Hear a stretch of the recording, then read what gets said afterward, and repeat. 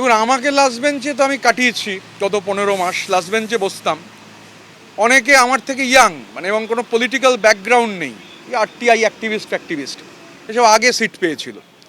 তো যাই হোক, পার্লামেন্টে পারফরমেন্স কি সে তো প্যারামিটার, পাবলিক প্যারামিটার।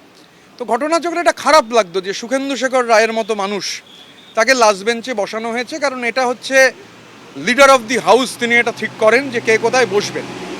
সমস্যা হচ্ছে রাজনীতির আঙিনায় ভাড়ামোর কোনো জায়গা নেই। ওই যে আমি বলেছি, অভিষেক বন্দ্যোপাধ্যায়ের সংগঠনে সং আছে, গঠন নেই।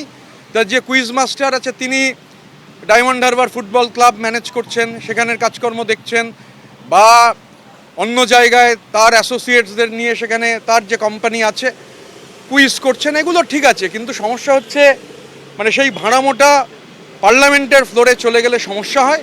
তো সুখেন্দুদা যে কথাগুলো বলেছেন, আমি তার সঙ্গে 100% একমত, কারণ আমিও এই একই ধরনের ব্যবহারের সঙ্গে সম্মুখীন হয়েছি, খারাপ লেগেছে, কিন্তু কিছু করার ছিল না।